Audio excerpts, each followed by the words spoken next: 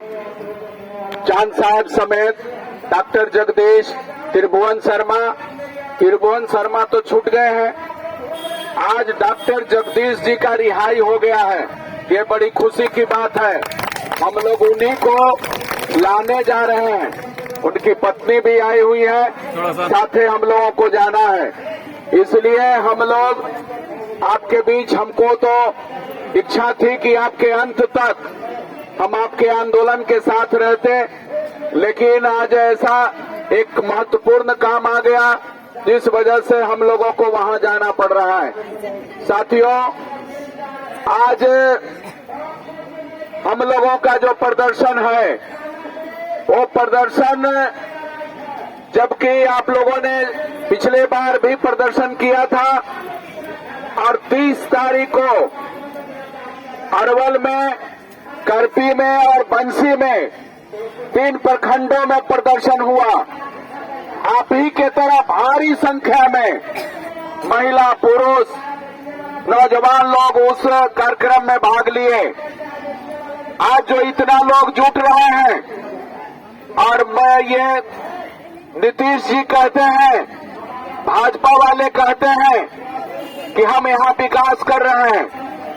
अभी सर्वे का काम चल रहा था, अभी आप जाइएगा तो मोटेशन के लिए आपके ये में अंचलाधिकारी के यहाँ बिना पैसा के काम नहीं होता है। अभी हमने देखा कि पैसा वालों के लिए कैसे तुरंत जाकर के कब्जा करवा दिए, फसल जोतवा दिया गया। ये कहाँ का नीति है भाई? ऐसा करवा दिया गया। लेकिन गरीबों का ये सरकारी जमीन, सरकार की जमीन का औने पौने भाव से किसी तरह से कागज पत्तर बनवा लेता है, और सरकारी भवन बनाने के लिए इसी सीओ के यहाँ आवेदन दीजिए, आप एनओसी के लिए मांग करिए, तो उनको थोड़ा सा भी कान पर जू नहीं रेंगता है, वो थोड़ा भी टच से मस नहीं होते हैं। आखिर कौन सा दवा था, आखिर कौन सा ऐसा दवाई खाए, कौन सा दवा ऐसी थी कि जिस दवा के चलते आप बिरबिरा के गए और निगमा में एक फसल, उगा हुआ फसल, हरियर फसल को आप आपत्ति से जुतवा दिए। पदाधिकारी भी थे, थाना इंचार्ज भी थे। अब बताइए ये क्या है राज भाई? कौन सा राज है? अब वो गलत है। जो ऑर्डर दिया गया है, जहां उनको जुतवाना था, जहां कब्जा करवाना था, वो कब्जा नहीं हुआ, दूसरे जमीन पर जाके कब्जा करवाए। लिखा हुआ है फलना जगह, अब कब्जा करवा रहा है चिल्ला जगह। ये कौन सा राज है भाई? ये सीओ का बेवकूफ है, नहीं बुझाता है। पदाधिकारी लोग कैसे हैं? जहां लिखा हुआ है कुछ, जाके कब्जा कुछ करा रहे हो, ये कौन सा नियम है भाई? तो इसको लेकर के परसों आप लोगों ने प्रदर्शन किया, और उसके बाद तुरंत 1 तारीख को आज प्रदर्शन किया। किन सवालों को लेकर? वही जमीन के सवाल को लेकर। जब उनकी जमीन है, उस जमीन पर तो वो कब्जा दिला दे रहे हैं, उनका कागज पत्तर है, उसमें तो उनका कब्जा दिला दे रहे हैं। और जो गरीब लोग बसे हुए हैं, पुरखों से बसे हुए हैं, कई पीढ़ियां गुजर गई। इसी जगह देख लीजिए जहां माले ऑफिस है, वो माले ऑफिस के इर्द गिर्द जितना जो बसे हुए हैं लोग, या यहीं पर देख लीजिए मुसहरी जो बसा हुआ है, और बहुत जगह गरीब लोग बसे हुए हैं, वहां पर उन लोगों का कोई कागज पत्तर नहीं है। इन लोगों को तो तुरंत बुलडोजर चला दोगे। जिनके पास कागज है उनके ऊपर तो बुलडोजर चला दे रहे हो, जिनके पास कागज नहीं रहेगा तो उनको तो और बुलडोजर चला दोगे। इस बात को समझिए, और इसीलिए ये आज का प्रदर्शन है कि आज का जो प्रदर्शन है, हम मांग करने आए हैं कि नीतीश जी, गरीबों के खोता में, ये बिरनी के खोता में हाथ डालने की कोशिश मत करो। गरीबों के साथ छेड़छाड़ करोगे, गरीबों को उजाड़ने की कोशिश करोगे, गरीबों के ऊपर बुलडोजर चलाओगे, तो वही अंजाम होगा जो इस धरती के यहीं के एक वीर सपूत ने एक मुख्यमंत्री के मुंह पर कालिख पोत करके उनको ये दर्शा दिया था कि तुम मुख्यमंत्री रहने लायक नहीं हो, और उनको तुरंत मुख्यमंत्री से हटाना पड़ा था। ये वो धरती है, ये कुर्था की धरती है, जहां पर गरीबों की लड़ाई लड़ते हुए, जहां आप देख रहे हैं बाबू जगदेव प्रसाद इसी कैंपस में गरीबों के मान सम्मान और गरीबों की अधिकार की लड़ाई लड़ते हुए वो पुलिस की गोली से शहीद हुए थे। तब भी गरीबों की लड़ाई रुका नहीं है, गरीबों का आंदोलन रुका नहीं है, गरीबों की लड़ाई कोई रोक नहीं सकता, तब तक रोक नहीं सकता जब तक कि आपका एजेंडा खत्म नहीं होगा, आपका समस्या दूर नहीं होगा। आपका समस्या जब तक रहेगा, भाकपा माले लड़ाई लड़ेगा, भाकपा माले यदि लड़ाई नहीं लड़ेगा तो कोई तीसरा पार्टी खड़ा हो जाएगा आपकी लड़ाई लड़ने के लिए। लेकिन मैं आप लोगों को आश्वासन देता हूं कि भाकपा माले हमेशा लाल झंडे की ताकत है और ये कुर्बानी देकर लड़ाई लड़ती है। साथियों, आपके बगल में आपने देखा था, इसी आंदोलन की तैयारी कर रहे सुनील चंद्रवंशी की हत्या कर दी गई थी। ये तैयारी कर रहे थे, वे मीटिंग करके जा रहे थे घर पर और उनकी हत्या कर दी गई। क्या कसूर था उनका? यही कि गरीब लोगों को इकट्ठा करके वो मांग कर रहे थे। भाजपा वालों को ये बर्दाश्त नहीं होता है। गरीबों के सवाल को लेकर लड़ने वाले नेताओं का वो को पार्जन बनते हैं। वो नेता उनके आंख में किरकिरी के रूप में दिखने लगते हैं, किरकिरी बन जाते हैं और वो कोशिश करता है कि पहले इनको झूठा मुकदमा में फंसा दें।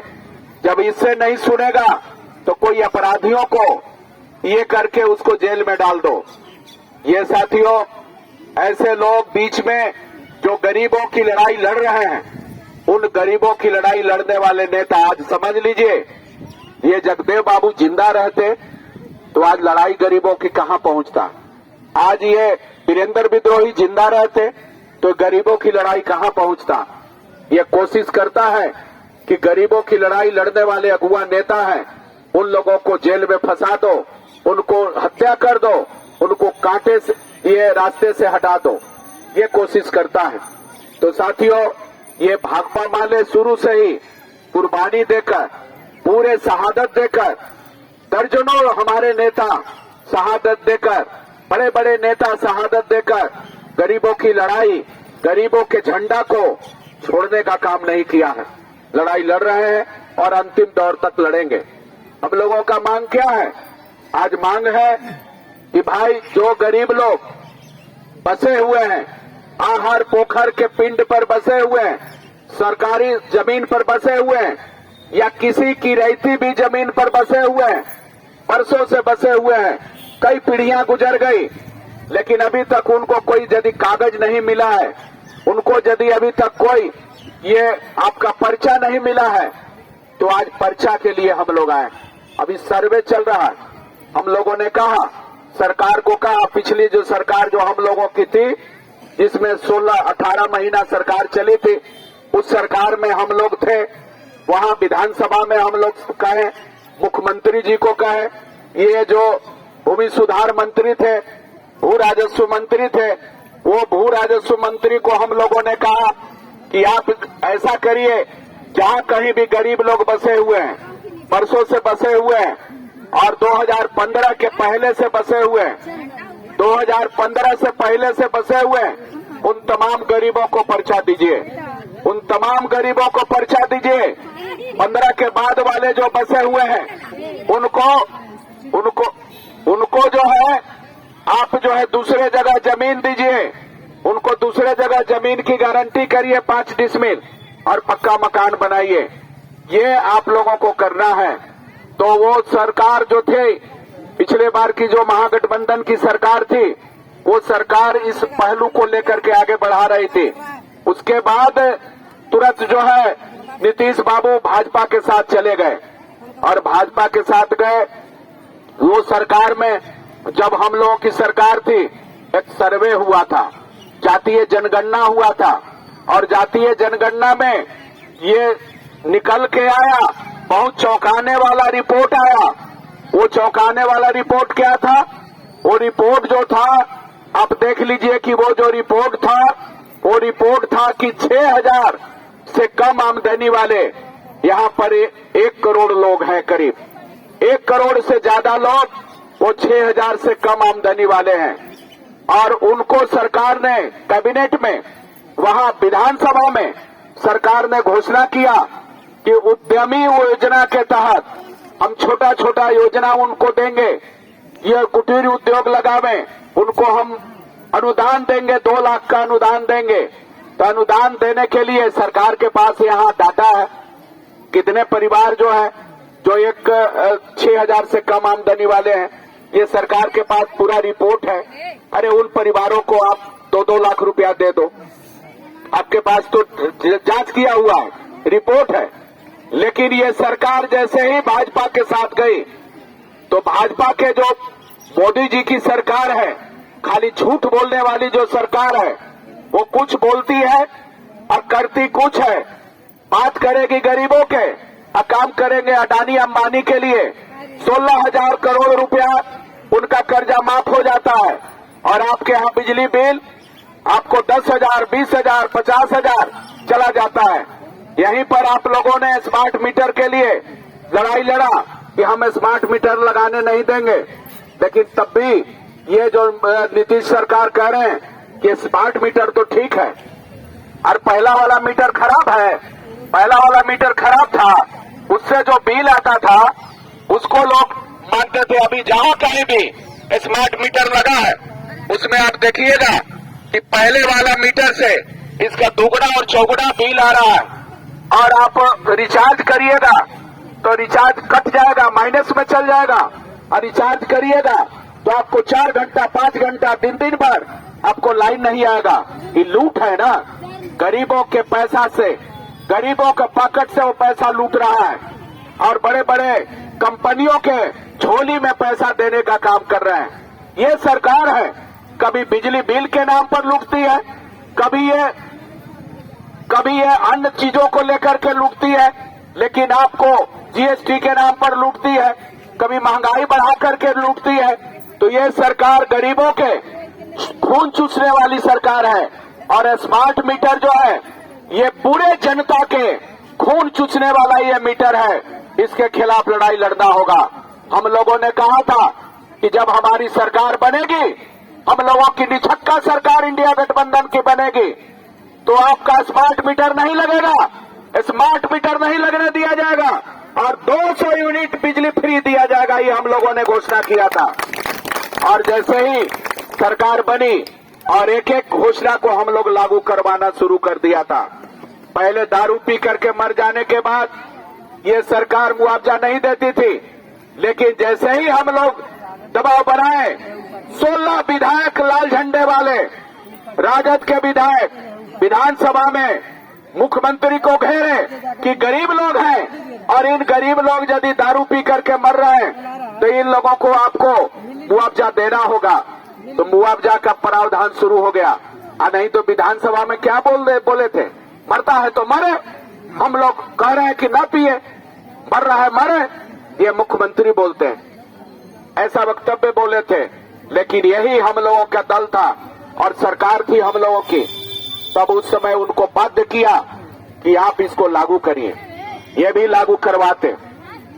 आज आप लोग 6,000 उसके तय किया है कि 6,000 से कम आमदनी वाला का आय प्रमाण पत्र रहेगा, उसी को हम ये अनुदान हम देंगे, 2 लाख का अनुदान हम देंगे। इसीलिए आप लोग आ जाए हैं। ये मांग है कि 6,000 आमदनी से कम वाले गरीब लोगों को आप जो है ये दीजिए, आय प्रमाण पत्र दीजिए। आप आए हैं कि जहां भी बसे हुए हैं लोग, उन लोगों को पर्चा दीजिए। आप उसकी जांच पड़ताल छोड़िए, आप वहां जाइए, पता करिए, पूरे सीओ वहां जाकर के कैंप लगावे, पूरे अगल बगल से पूछे कितना वर्षों से बसा हुआ है, अब तुरंत वहां पर सर्वे करके उन लोगों को पर्चा देने का काम करें। ये काम होना चाहिए था, लेकिन ये काम नहीं कर रहे हैं और इसके लिए आपको लड़ना पड़ेगा, संघर्ष करना पड़ेगा। ये सर्वे करके गरीबों के, ये सर्वे क्या है, जैसे स्मार्ट मीटर है कि स्मार्ट मीटर के जरिए इधर से पैसा लगाओ और कंपनी वाले के पॉकेट में पैसा चला जाएगा, उसी तरह से सर्वे है। सर्वे करेगा, जिसके पास कागज नहीं है वो सारा जमीन को छीन लेगा और छीन करके बड़े बड़े कंपनियों को जमीन दे देगा। ये सब जमीन बड़े बड़े कंपनियों को देने के लिए, बड़े बड़े कंपनियों को पैसा देने के लिए ये सरकार काम कर रही है। इसलिए इसके लिए लड़ना है और इसके लिए आप लोग लड़ रहे हैं। दूसरा मांग हम लोगों का था, तीसरा मांग हम लोगों का था। पहला था आय प्रमाण पत्र, दूसरा था हम लोगों को पर्चा, और तीसरा जो मांग है कि बहुत सारे गरीब लोग पक्का मकान नहीं है। गरीब लोग कई परिवार हो गए। बीडीओ साहब को कलेर में हमने कहा कि भाई एक परिवार में मिल गया है और उस परिवार में 4 गो बेटा है, उनका 2 गो रूम है, चारों बेटा शादीशुदा है, अपने बूढ़ पुरनिया दोनों है, पति पत्नी अपने हैं, कहाँ रहेगा, कहाँ रहेगा? उसको आप पक्का मकान देंगे कि नहीं देंगे? अलगे का उनके पास क्या प्रमाण है? उनके पास कोई जमीन नहीं है,